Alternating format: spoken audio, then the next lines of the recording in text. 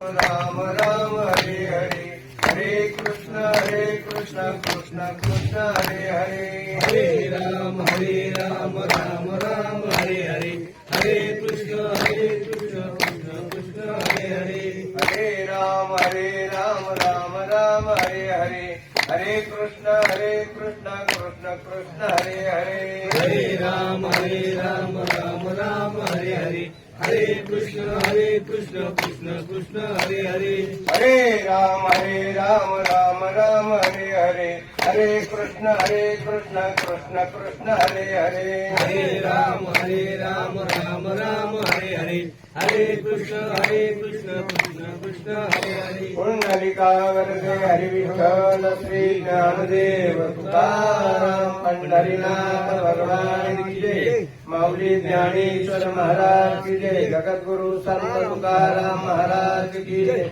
सच्चिदानंद श्रीपाद बाबा की जय, सच्चिदानंद रामदास बाबा की जय, बोलो रे भाई सब संतन की जय।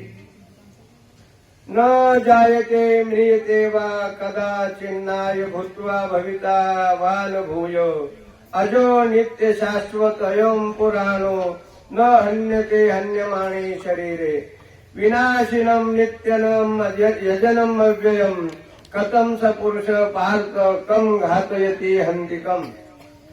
जैसे स्वप्ने स्वप्ना माझी देखिले, ते स्वप्नाची साज अपले, मग चेवुनिया पाहिजे तव काही नाही, तैसे जाण हे माया तू भ्रम कहासी वाया, सत्रे आणि तली छाया न रूपे जैसी, का पूर्ण कुंभ उलंडला तेच बिंबाकारू दिसे भ्रंशला, परी बाणू नाही नाचला तया सवी, ना तरी मठी आकाश जैसे मठाकृती अवतरले असे, तो भंगलिया पैसे स्वरूपती, पैसे शरीराच्या लोपे सर्वता नाशुनाई स्वरूपे, म्हणून तू हे नारोपे भ्रांती बाबा। प्रस्तुत प्राप्त प्रसंगी प्रसंग कौशल्या हरिभाऊ मोरे नाही का, यांच्या 5.5 महिन्याच्या निमित्तानं या कुटुंबाने या ठिकाणी आणि ही प्रवचन रूपी सेवा ठेवलेली आहे। याच्या पाठीमागचा उद्देश काय आहे हो, तर कमीत कमी त्यांच्या स्मरणाच्या निमित्ताने तरी आपल्या कानावर 2 चांगले शब्द त्याच्या संतांचे किंवा माऊलींचे आपल्या कानावर पडावं, आणि म्हणून त्यांनी हे प्रयोजन केलेलं आहे। अन्नदान तर आहेच, पण त्यापेक्षाही ज्ञानदान हे श्रेष्ठ आहे। ज्ञानदान अन्नदान तसं आहे ते, पण ज्ञानदानासाठी अन्नदान आहे। आणि ह्या दोन्ही गोष्टींचा मेळ आहे। ते एक शीख दिलेल्या अन्न कोटी कुळाचे उद्धरण, एक शीत अन्न जर या धर्माच्या कार्याला दिलं तर कोटी कुळाचा उद्धार होता, म्हणून अन्नदान आहे। आणि त्या ठिकाणी त्या जीवाचं किंवा त्यांच्या स्मृती प्रेत्यर्थ जी काही आपल्याला या ठिकाणी सेवा, या ठिकाणी जे काही शब्द आपल्या कानावर पडणारे संत विचाराचे, त्याच्यासाठी ही प्रवचन रूपी सेवा आहे। या सेवेसाठी ग्रंथराज ज्ञानेश्वरी अध्याय 2 श्लोक 20 आणि 21 आणि ओवी नंबर 39 ते 43 काय सांगतात माऊली। पहिला संचाप तुम्हाला अर्थ सांगतो ओवीचा। जैसे स्वप्न माझी देखी दे, ते स्वप्नाची साचा अपजे। आपण स्वप्नामध्ये राजा होतो, राज्यावर बसतो, राजकारभार पाहतो, कुठं स्वप्नात। मग ठेवून ये पाहिजे तो काही नाही, आणि स्वप्न एकदा बंगलं म्हणजे एकदा जाग आलो तिथं असतं काय राजा काही सिंहासन वगैरे काय असतं का, काहीच नसतं। तैसे जाणे हे माया तू भ्रमत आहासी वाया, क्षेत्रे हंतिलिया छाया अंगी न करूपे। तसं हे दिसतंय, हे सगळी माया, हे जग नाहीये, हा आहे जनार्दन आहे, पण आपल्याला हे जग विश्व भासतंय। आणि हा विश्व भासल्यामुळं, त्या भ्रमल्यामुळं, आणि आपण भ्रमत आहोत या ठिकाणी। जशी आपल्या सावलीला किती तलवारीचे वार मारल्यावर आपल्याला घात होईल का आपल्याला घात आपल्या सावलीवर मारल्याला, तसं हे सगळं। का पूर्ण कुंभ उलंडला ते बिंबाकारो भ्रंशला, त्या ठिकाणी आपण पाण्याने मडकं भरून ठेवलं आणि त्याच्यात सूर्यबिंब पडलं, सूर्याचं चित्र त्याच्यात उमटलं आणि ते जर उलटलं ते मडकं, पाणी सांडल्यावर काही सूर्य त्याच्यातलं कुठं गेलाय का? कारण त्याचं सूर्य होतं का? हो नव्हताच. म्हणजे सूर्याचं काय होतं? प्रतिबिंब होतं. म्हणजे सूर्य आहे तसाच आहे, सूर्य कुठं जात नाही आणि येत नाही. तैसे शरीराच्या लोपी सर्वता नाशो नाही स्वरूपी, म्हणून तू हे नारूपी भ्रांती बापा. तत्वत त्याप्रमाणे म्हणजे शरीर गेल्यानंतर स्वरूपाचा नाश होत नाही, रूपाचा नाश होतो. स्वरूप तसंच आहे, स्वरूप पुढे जात नाही आणि येत नाही. का जात येत नाही तर आपल्याला ते कळायला थोडस जड जाते, कारण आपण अजून त्या गोष्टीचा एवढा विचार केलेला नाही. आणि आपल्याला वाटतं आता हे माणूस बांधला म्हणजे तो गेला. जसं सांगायचे आमचे बाबा, म्हणजे आपल्या नानांनी बरंच बंगला बांधून ठेवल्या, गाड्या बांधून घेऊन ठेवल्या, सगळी इस्टेट जागा जमीन घेऊन ठेवली आणि पावसाळ्यात आपला नाना मारला. हे दोन्ही जाणती मंडळी काय सांगायचं, पोरांनो 2-4 लिटर डिझेल किंवा गुढ आपले रॉकेट घ्या म्हणायचे. का म्हणायचे? कारण पावसाने वाऱ्याने विजू नये म्हणून म्हणायचे. मग आता विचार करा, ज्या आपल्या नानाने आपल्यासाठी एवढं गाडी बंगला सगळं घेऊन ठेवलं, आपल्याला बिल्डिंग बांधून ठेवलं, आपल्यासाठी एवढं सगळं केलं, मग त्या नानाच्या अंगावर राखेल किंवा डिझेल ओतून आपण त्याला त्याची विल्हेवाट लावणारे आपण लायक का नालायक हो? तसं पाहिलं तर कसं आहे, लायक आहे का आपण? हा, तरी लायकच आहे. कारण का तो आपला नाना नाही, त्याच्यात होता तो आपला नाना होता. आणि तो कुठे गेला?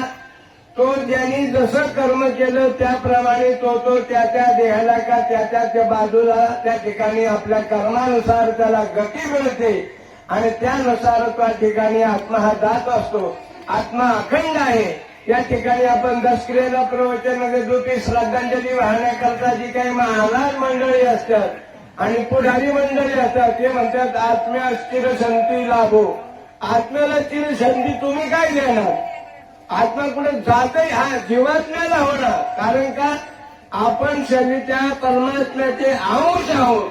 आपण एक जीवात्मा आहोत आणि हा जीवात्म्याला कशासाठी आलो?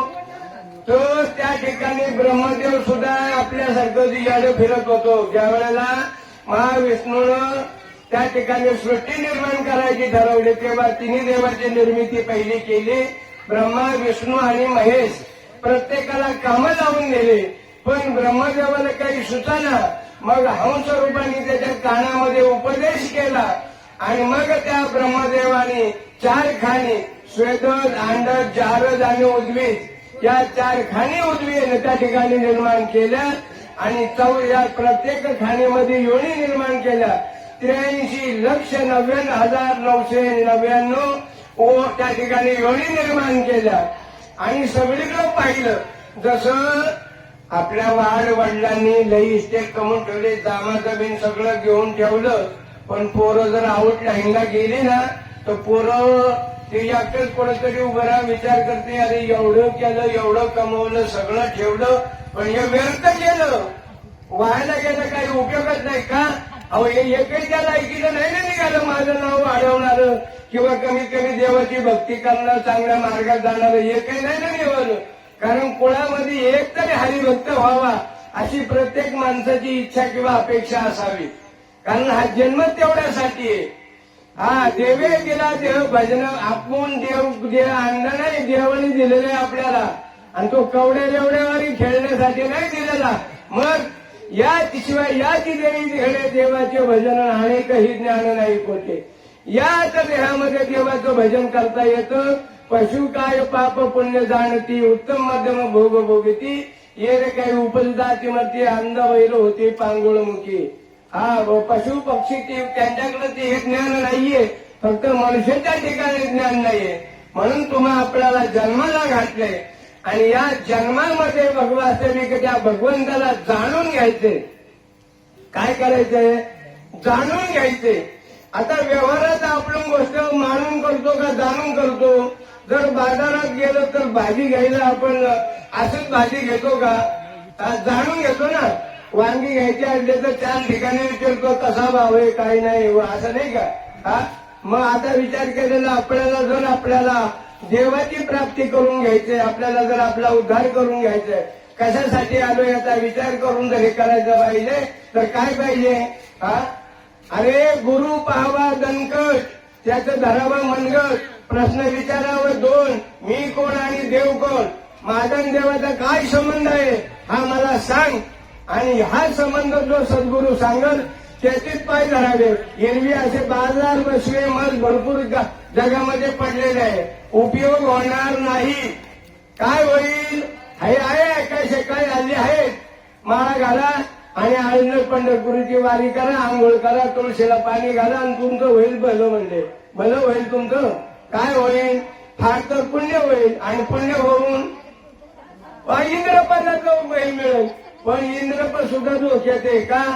सगळे इंद्रपणाची उटी उतरे येऊ लागते माघारे मृत्यू लोके. कारण जास्त पाप केलं तर नरकाला जातो, पाप आणि जास्त पुण्य केलं तर स्वर्गाला जातो.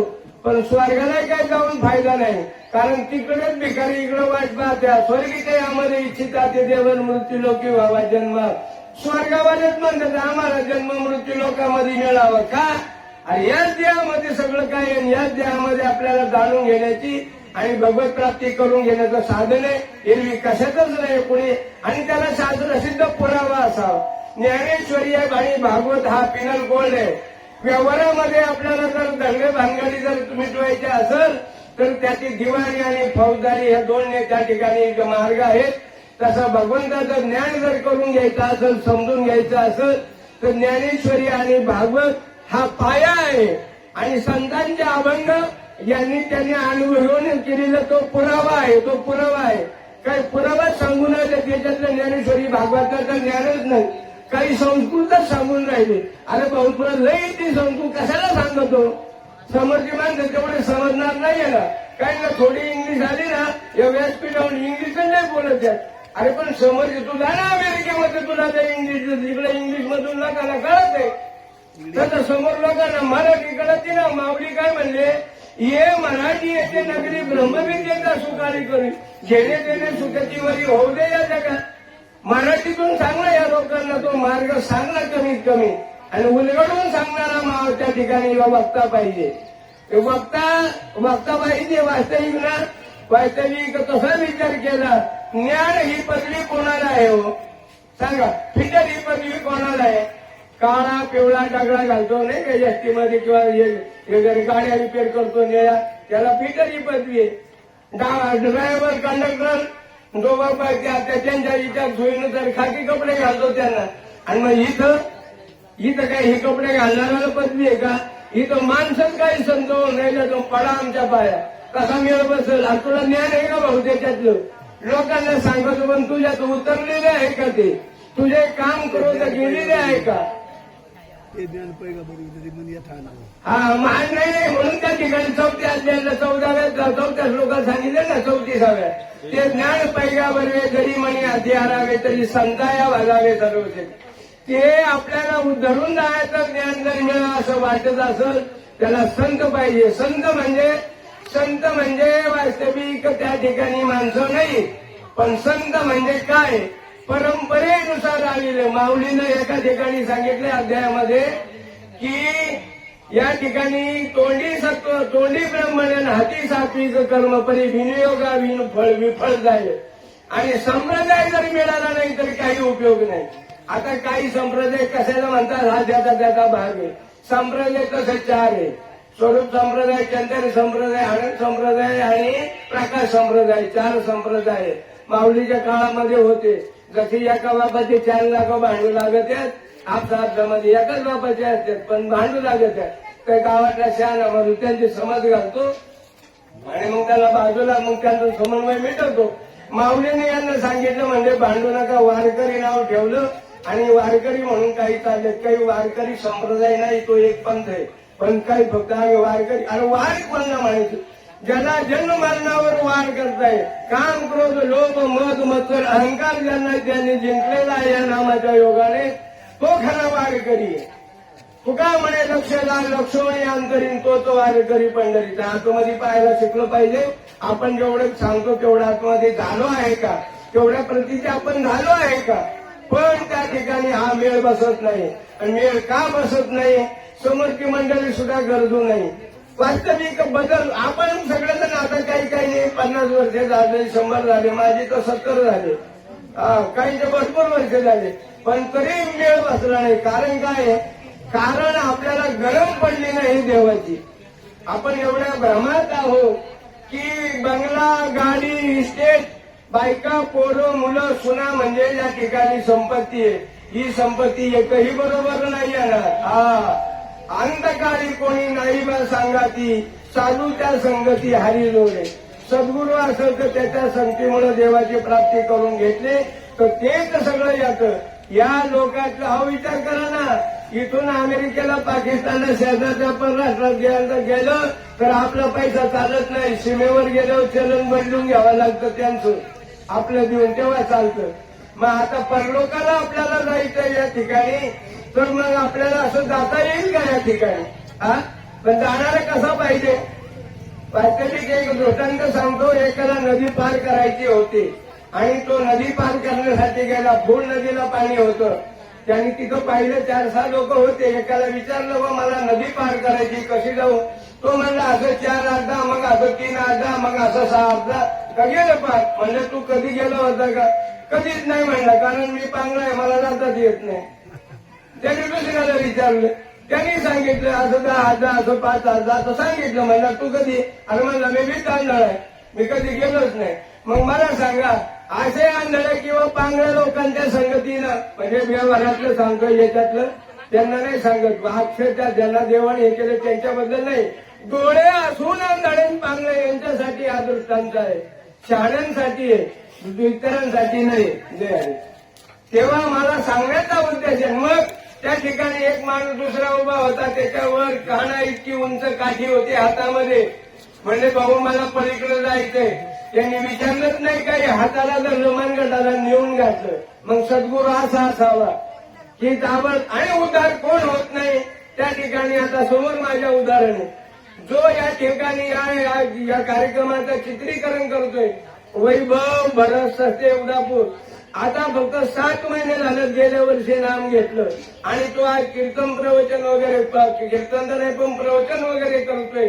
उत्कृष्ट असं ज्ञानेश्वरी वाचतोय. का?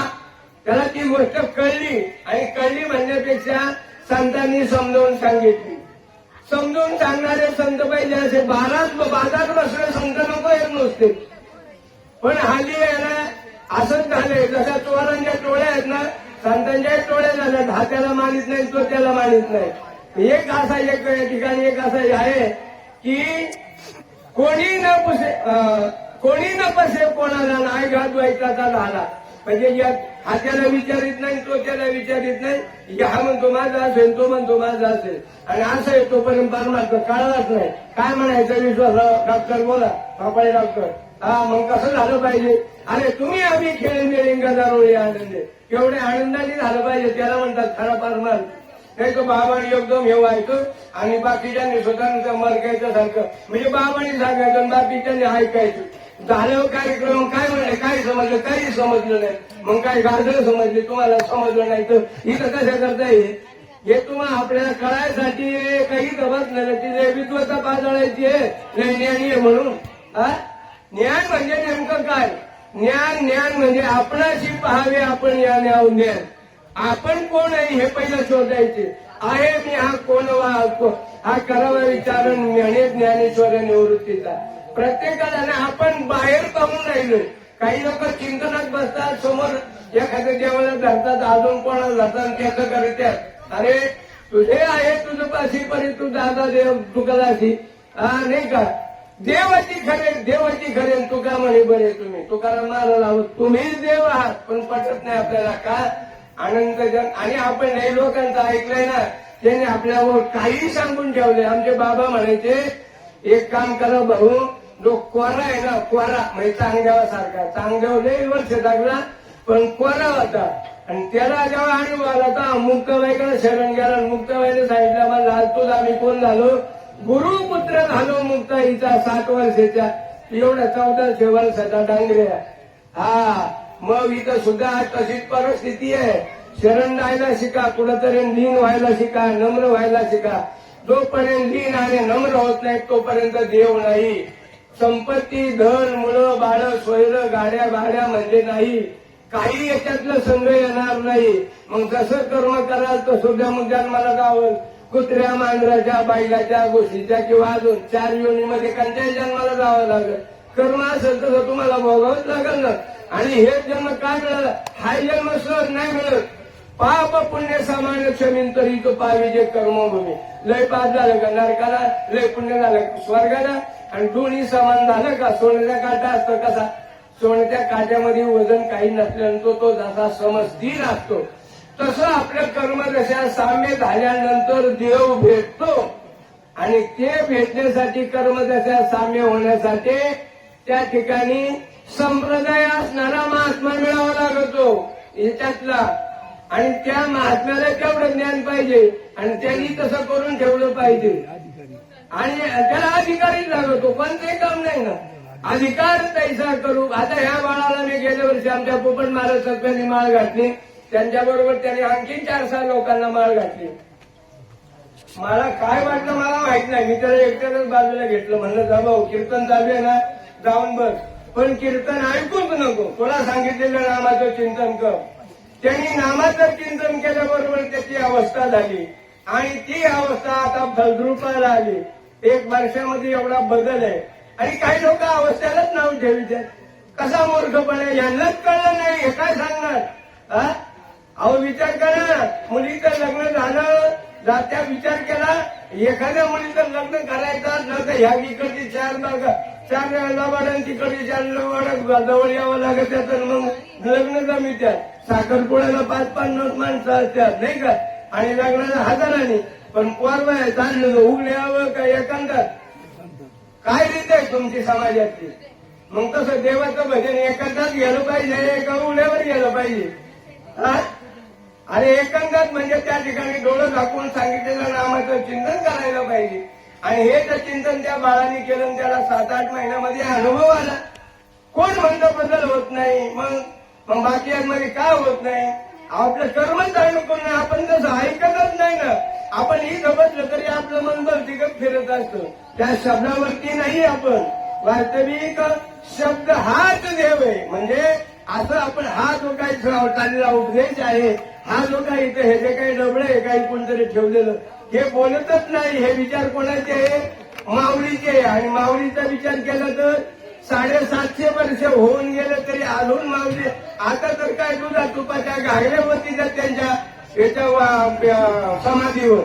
आणि त्यावेळेला त्यांना काहीच खापरही मिळून दिलेलं नाही. तर ते खरे संत आज समाजात ओळखत नाही.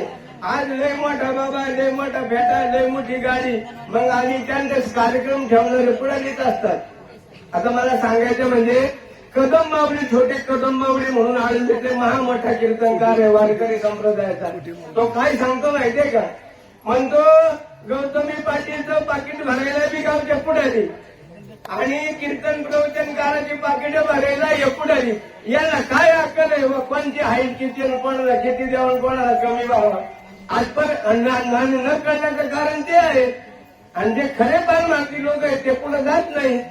त्यांना तो लौकिक आवडत नाही. आणि ज्यांच्या हातामध्ये गेले ते ह्या परीचे. आमचे बाबा म्हणायचे काय माहितीये का, चेले ह्या परीचे, गुरु ह्या परीचे, चेले शिटाव बंदरीचे. एकाकडे एक न कळण्याचं कारणच असं आहे. परमार्थ नाही चाललाय व पण सगळा हात काय माहितीये का खाण्यावरही चाललाय. आमचा बाबा म्हणायचं शेरवर खायचं 150 रागायचं. एवढ्या पंक्ती का म्हणे आमच्या गावात 5 पंक्ती होत्या कशाच्या खायच्या. हे किती जण ऐकतात. हे सांगतात कीर्तन किती जण ऐकतात, पारायण किती जण करतात, प्रवचन किती जण ऐकतात. त्यातले आपले अंतःकरण किती जण बांधवून घेतात. बांधवून घेतलं पाहिजे ना, आहे की नाही. आपण जेवण करतो, जेवण खातो, विचार करता ताटात घेतल्यावर घास तोडून तोंडात घास तोडून तोंडात हात घालतो का बाहेरून तोडीचा हात घाला. आणि आपला हा संकल्पन मारता हातून चाललाय का बाहेरून चाललाय. जोपर्यंत आपण अंतःकरणापासून देवाला हाक मारत नाही तोपर्यंत नाही. लांब कशाला द्रौपदीला सुद्धा कळला नाही. ज्या वेळेला दुर्योधन साऱ्या वडीत होता धाव धाव धाव म्हणत होती, पण लुगडं जाम धरलं होतं. देव म्हणला नाही, म्हणला अजून तुला अभिमानच आहे तुला लुगडं धरल्यावर. हा म्हणला बस कवर हाक मारी. मग तेव्हा तिनं आता ती म्हणली आता काही हो अशी इज्जत गेली तशी तिने लुगडं सोडल्यावर वर हात केला. लगेच देवाने वस्त्र झाला, त्यांनी सगळे वस्त्र पुरवली. तसा देव सुद्धा आपल्या इच्छा पूर्ण करतो. पण तेवढी आपली तेवढी त्या ठिकाणी काय झालं पाहिजे, देवाबद्दल भाव निर्माण झाला पाहिजे. आणि हे वाचन हे कशासाठी करायचंय. आज परमार्थाचं पाहिलं तर लय वेगवेगळं फेड केलंय, सगळीकडे चाललंय, नाही असं म्हणायची सोय नाही. आणि पूर्वी हे फक्त कीर्तन प्रवचन माध्यम सप्ताहामध्ये असायचं. नंतर त्या ठिकाणी आता हे 5.5 महिन्यामध्ये आलं. त्याच्या अगोदर पुढे आलं दसक्रियेमध्ये आलं. दसक्रियेमध्ये आलं की नाही, मग कशा करता आलं दसक्रियेमध्ये. काही लोक तमाशाला जातात, काही लोक कीर्तनाला जातात, काही लोक देवाला जातात, पण काही पुढेच न जाणारे दसक्रियेला नेमकी जातात. मग त्यांच्या कानावर पडावं म्हणून त्या ठिकाणी दसक्रियेला सुद्धा प्रवचन आहे. पण ती काही लोक तंबाखू घेऊन सोना लावून चोळीतच गप्पा आणतात, पुढे ऐकतात. ऐकून त्याप्रमाणे केलं पाहिजे का नुसतं ऐकून ऐकायचं. नळी फुंकरी सोनारे इकडून तिकडे गेले वारे, अशी किती कीर्तन आणि प्रवचन ऐकल्यावरती माणूस त्या ठिकाणी त्याला परिणाम होईल. हा सांगा ना आता. बरं सत्ता संपत्ती पाहिजे तर राहून इतकी आहे का आपल्याकडे. हा आणि ते तर सांगतात सांगाती कवडी गेली नाही त्याच्या, तुमच्या काय जाणार आहे आपल्या. सिकंदराने जग जिंकलं होतं, एवढी संपत्ती आखरी मिलिटरी ताब्यात होती. मग शेवटच्या क्षणी कळलं, सांगितलं म्हणा ज्या वेळेला माझं म्हणून येणार ना स्मशानातनं एका बाजूने संपत्ती उभी करा आणि एका बाजूने सैन्य उभी करा. त्याला काय आणि माझ्या हात असे ठेवा म्हणला सपाट, कारण येताना आनंद तसा चालले म्हणला संघच नाही. मग तुम्ही आपण तरी काय घेऊन जाणार. मग कशासाठी निवड एवढं गुंतून पडले प्रपंचामध्ये. का देवाची आपल्याला गरज भासत नाही, पण सहजासहजी गरज भासत नाही. हा एक ठिकाणी निळोबराय म्हणतात लाई शीत लागे हाती दोच देखोळी पळती. एक अभंग आहे, काल्याचा अभंग निळोबरायांचा. काला करती संत जनन सवे त्यांच्या नारायण. संत काला कोण करतं माहितीये का, ज्यांच्याकडे संत आहे आणि संप्रदाय आहे तेच काला करीत्यात. बाकीच्याही तपासून गोष्टी नाही सांगतात. अरे काय करायचं आमच्या बाबा म्हणायचं. काही लोक आहेत ना लय पुराण सांगतात, लय सगळं मागचं पाठांतर. बाबा सांगायचे मला एकदा एक जण आला मला तो फारांचा दिसताना कोण चमक्याचा दिसताना कोण म्हणलं ठीक आहे भाऊ माझा काय एवढा अभ्यास नाही आणि मी काय एवढा लय बुवा नाही म्हणला बाहेरचा, पण तुला तुझ्या घराचा विचारतो. हा म्हणजे तुझा बाप हातेच्या बापाचा बाप, हातेच्या बापाचा बाप, हातेच्या बापाचा बाप, हातेच्या बापाचा बाप, त्याचं नाव सांग 5व्या पिढीत. मला कसं जमल, मला कसं सांगता येईल. म्हणलं का बरं, जमीन तर त्याचीच खातो ना. तेव्हापासून आलेली जमीन वडीलो पाहिजे ती जमीन खाते. त्याचं नाव तुला माहिती नाही. मग मला हे विचारतो त्याच्याशी काय शैली जोडायची का त्या पोराची का पोरीची. म्हणजे समजतो कशाने बाग बरं हे ज्यांना कसा पाठायच ना ते त्यांचं नाही सांगणार, त्यांना त्याच्यामध्ये मोठेपणा वाटत. अरे खरं सांगा ना. बाकीचं बारावट मावली तुकाराम मारतो नाही का नाही. घरोघरी अवघे झाले ब्रह्मज्ञानी, लय ज्ञानी झाले, पण तरी म्हणतात बहु मिळवण तया माझे. त्याच्यामध्ये बाकीचंच लई खरं कमी. ते म्हणतात खरं जर येऊन हातलं एखाद्याचं तर द्यामध्ये दुर्बळ अशी तुका म्हणे. ते म्हणतात खरं जर कोणाचं असेल तर मी अजून दुर्बळ आहे. एवढे तुकाराम झालेले सुद्धा म्हणतात मी दुर्बळ आहे. माझा विचार करा म्हणजे या नामाचं किंवा ह्या देवाचं किंवा ह्या नामाचं किती महत्व असेल हे समजून घेणं गरजेचं आहे. आणि जोपर्यंत आपण ही गोष्ट समजून घेत नाही तोपर्यंत ताळमेळ बसणार नाही. काय होणार आहे विचार सांगा. आता कशासाठी हे सगळं चाललंय हे समजून घेतलं पाहिजे. आता अन्नदान कशासाठी, गेलेले मृत व्यक्तीच्या व जीवात्म्याची पुढची गती त्याला चांगली मिळावं नाही का, आपण चांगली गती मिळावं म्हणून त्या ठिकाणी करतो. आणि अन्नदान म्हणजे वास्तविक त्या ठिकाणी आत्मशांती आहे. अन्नदानाने काय होती, आत्मशांती आहे. म्हणून अन्नदान हे श्रेष्ठ आहे. पण विचार करा ज्ञानदानासाठी अन्नदान आहे का अन्नदानासाठी ज्ञानदान आहे. पण काही लोक सांगत आम्ही लय मोठे जेवण केलं एवढे 12 पदार्थ होतं, आमकं पदार्थ होतं आणि त्या नियोजनातून पाहुण्यांना त्यांच्या गोंधळातच जातात. इकडं जे काय चाललंय काय ऐकायचं याच्यातलं काय घ्यायचं कोणीच घेत नाही. मग असे किती कार्यक्रम झाले तुम्हाला ज्ञान होईल सांगा ना मग. ज्ञानासाठी घ्या. बाकी ज्ञानाला गरिबी नाही श्रीमंती नाही काहीच चालत नाही. इथं सगळ्यांचा अधिकार. एवढंच नाही या ठिकाणी नामाने तुम्हाला माहितीये एका हत्तीचं आणि मगराचं वैर होतं मागच्या जन्मीचं. कारण वैर ऋण आणि हत्या कोणालाही चुकत नाही. आपण एखाद्याची हत्या केल्या का पुढच्या जन्मामध्ये तो आपली हत्या करणार. या जन्मी ज्याचं कर्ज ठेवलं पुढच्या जन्मामध्ये गाय बैल म्हैस होऊन त्याच्या दरवाज्यात जावं लागणार ते फेडावं लागणार. ऋण वैर वैर सुद्धा तसंच आहे. वैर सुद्धा त्या ठिकाणी वाया जात नाही. आजचा आपला आपण जे जशी वैर करतो पुढच्या जन्मामध्ये तो आपला हे घेणार. तसं एका हत्तीचं आणि एका मगराचं वैर होतं. पण आता मग त्या हत्तीने एका सांगितलं म्हणजे मग आता काय करायचं म्हणजे या मगरापासून तर मला भयंकर भीती आहे. मग एका त्याला शहाण्या माणसाने सांगितलं काही झालं तरी पाण्याकडे तू जायचं नाही. काही झालं तरी काय करायचं नाही पाण्याकडे जायचं नाही. मग त्या ठिकाणी त्यांनी ठरवलं पाण्याकडे जायचं नाही. परंतु एक वेळ अशी आली आता त्याला काही लोक रंगून सांगतात मग असं झालं मग तो बाहेर आला तसं झालं. एवढं रंगून सांगण्यापेक्षा खरं ते नेमकी सांगून मोकळं होईल ना. त्याला गोष्टी सांगून एवढा रंगीकरण त्याच्यातून लोकांना काय मिळणार आहे. आपल्याला एवढं सांगायचंय हत्ती होता तो तहान लागली पाण्यासाठी गेला. वैर असल्यामुळे ते मगर तिथंच होतं. त्या हत्तीचा येऊन पाण्यात पाय धरला. त्याला मग हत्तीला एवढं बोलत तरी हत्ती मत वडी पण ते काय त्या ठिकाणी मगर त्याला ऐकायला यांनी सगळ्यांना हाका मारली.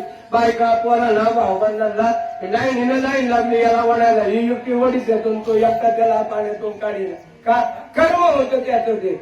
मग शेवटी तो हत्ती त्या ठिकाणी त्याला एक सुबुद्धी निर्माण झाली.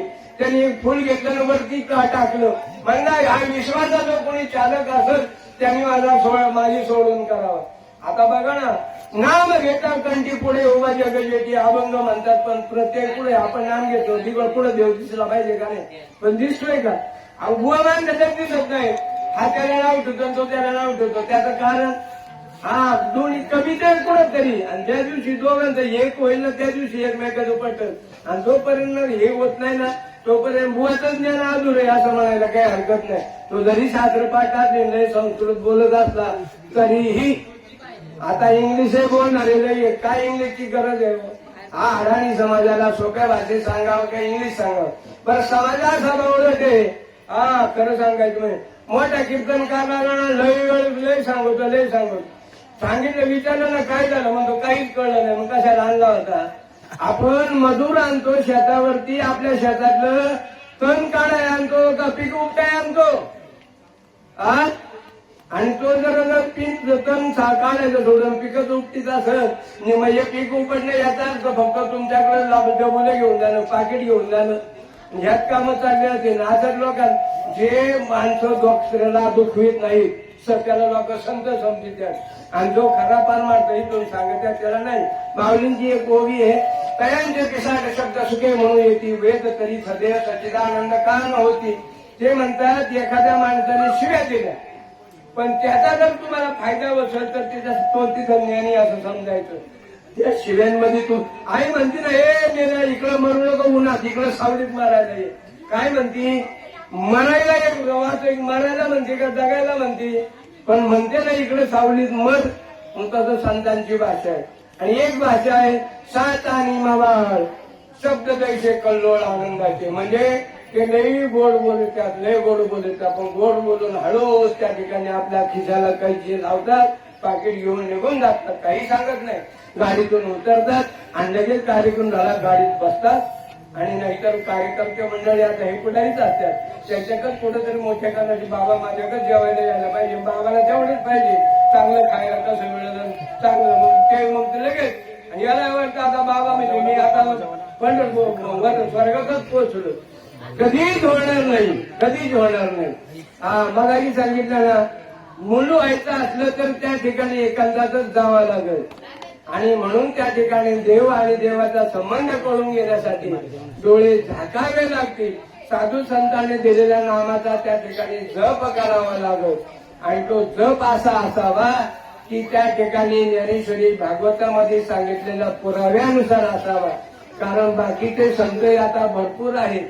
प्रत्येक संत सांगतो माझा असा जप करा, माझं तसं जप करा, आणि त्यांनी काय होईल, तुमच्या प्रपंचात सुधारणा होईल, नाही का. लोकांना तसाच माणूस पाहिजे, नाही का. वाढावे संतान, गृही व्हावे धन धान्य, आमच्या घरात लय भरभराट होवे असा सांगणारा माणूस पाहिजे. मग आमचं बरोबर जन्म मरणाचं वाटोळ दिलं तरी चालेल. हा सांगा ना तुम्ही, आता आपण किती कमवून ठेवले, मागच्या पिढ्यांची गॅरंटी आहे. आणि तिसऱ्या पिढीला संपत्ती राहत नाही, जरा डोक्यात ठेवा. या वाढ वडिलांनी पूर्वीची सांभाळेल, नंतरच्या पोराने त्याच्यावर मजा मारली, नंतरची पिढी येईल त्याला त्याची किंमतच कळत नाही. आणि आता जमाना बदलल्यामुळे फॅशन सगळीच बदलली. लहान पोराला बोलायला याच्या अगोदर मोबाईल हातात आहे, सगळं तंत्रज्ञान त्याच्याकडे. तुमची संपत्ती त्याला 3 वर्ष सुद्धा घालवायला वेळ लागणार नाही, एवढे तंत्रज्ञान आता उपलब्ध आहे. कशाला जमून कमवून ठेवता, कमू द्या ना त्याला, त्याच्यात पायावर उभं राहू द्या. मग कळलं त्याला की आपण ही श्रीमंती किंवा आपण या ठिकाणी एवढं जमा करायला आपल्याला किती वेळ लागला, किती कष्ट सहन केले, तेव्हा ती गोष्ट कळली. अहो विचार करा ना, माऊलींना खापर मिळू दिलं नाही त्यावेळेला, त्याच्या धुळीत अन्नाच्या ऐवजी दगडमाती शेण चालवलं, त्यांना एवढा त्रास दिला, एवढा त्रास दिला. पण त्यांनी काय केलं, पण आक्षेप घेतला नाही, त्या ठिकाणी सगळं सहन केलं. परिणाम एवढंच नाही तर आई वडिलांना त्या ठिकाणी प्रायश्चित आत्महत्या घ्यावी लागली. त्या धर्मपंडितांनी सांगितल्यावरती त्या ठिकाणी आत्महत्या त्या ठिकाणी आई वडिलांना करावी लागली. आणि असं सहजासहजी आपल्याला मिळेल होय कोणी सांगितल्यामुळं, स्वप्नातही मिळणार नाही. जो गाणी उदाहरणच आहे ना. आता पाठीमागं एकदा आम्ही बरेच वर्ष झाले म्हणला त्या मस्करांच्या दत्त मंदिरात आलो होतो, मडकराचं भजन होतं, भजनी मंडळ होते 7-8 जण. आणि मला तर कशाचं याने नाही तोपर्यंत नवीनच माळ घातली होती. ते म्हणले बाबा तुम्ही आले ना, आले बरं झालं, म्हणजे एक काम करा नारकदारा प्रवचन करा.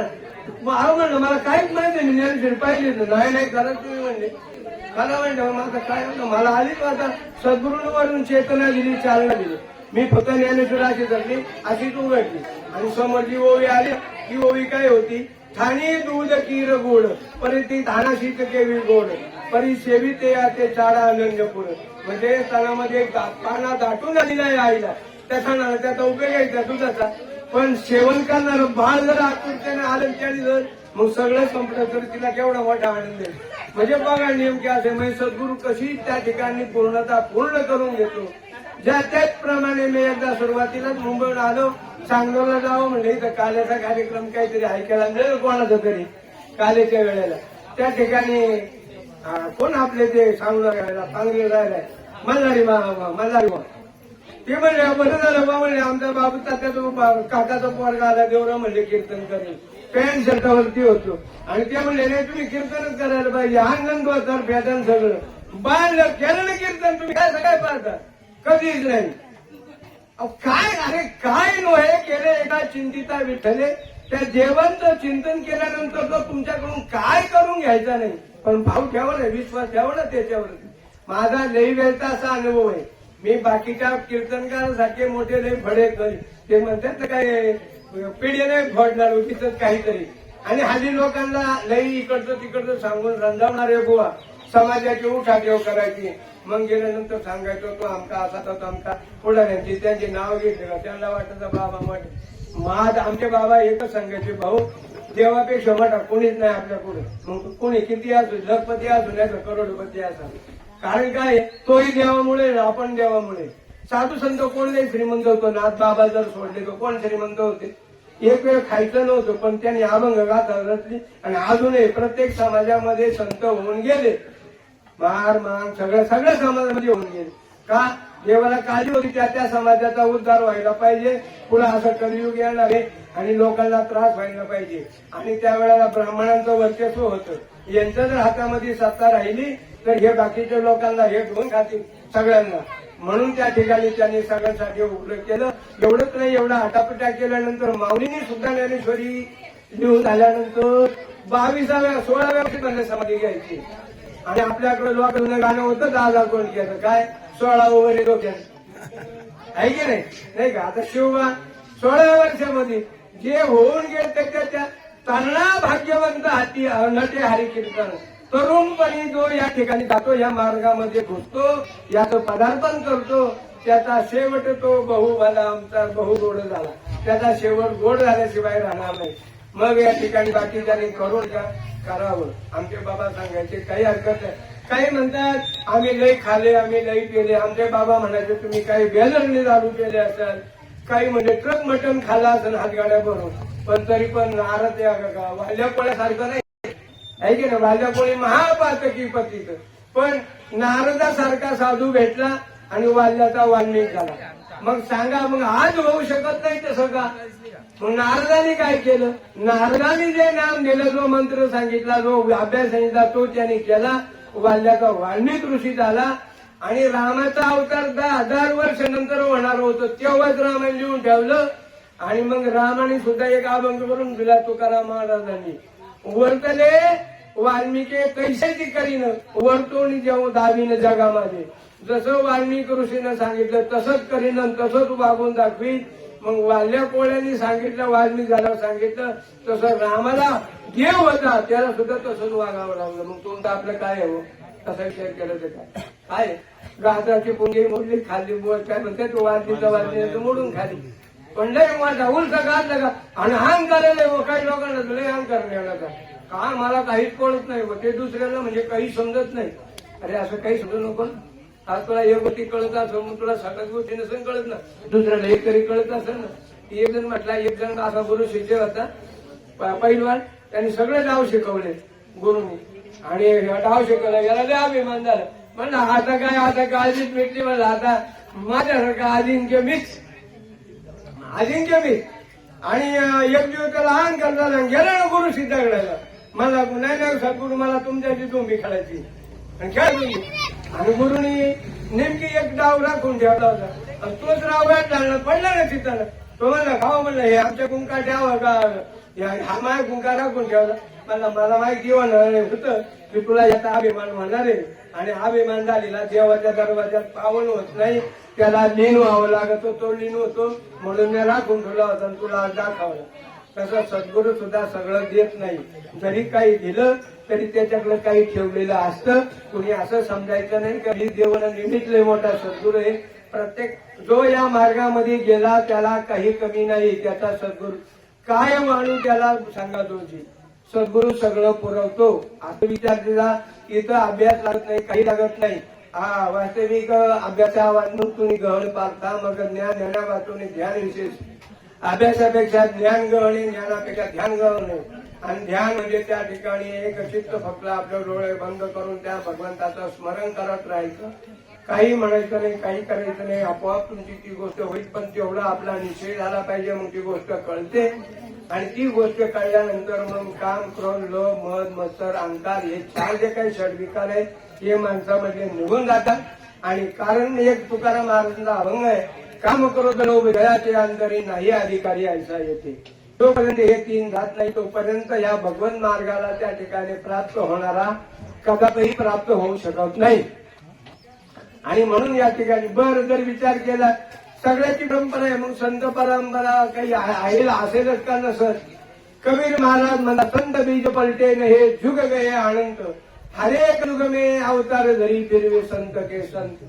तुम्ही सांगा ना, आता सगळ्यांचा पुढे विस्तार आहे.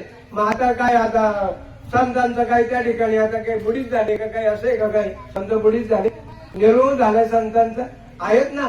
तुकाराम, नामदेव, माऊली सगळे संत आहेत, फक्त वेगळ्या रूपात आहे. फक्त आपली दृष्टी बदला, त्यात बदलला का बरोबर आहे. एखादी म्हैस आहे ना, बेलेवर म्हैस आणली, आता तिकडे त्या शेतकऱ्या सगळं का असं हिरवं होतं. आपल्याकडे आणले हागडी घाल, पॅन्डल घाल, काढवा. आता कसे काय दूध दिलं, अहो म्हणलं तुम्ही 40 लिटरची गॅरंटी दिली, 5-8 देत नाही. म्हणलं का, म्हणलं आमच्या का असं चाल आहे. मग त्याच्यात दुसरा एक ज्ञानी माणूस होता, बस करे बाबांसारखा म्हणला, सोपा उपाय म्हणला हिरव्या काचा लावा तिच्या डोळ्याकडून. हिरव्या काचा बांधल्या, तिला हिरवं दिसू लागले, काचा दूध खाऊ लागली, दूधही देऊ लागली. म्हणजे नेमकं काय करायचंय, आपल्या दृष्टीत बदल करायचा आहे, सृष्टीत बदल करायचा नाही. ही सृष्टी देवानी बदललेली आहे, केलेली, बनवलेली आहे.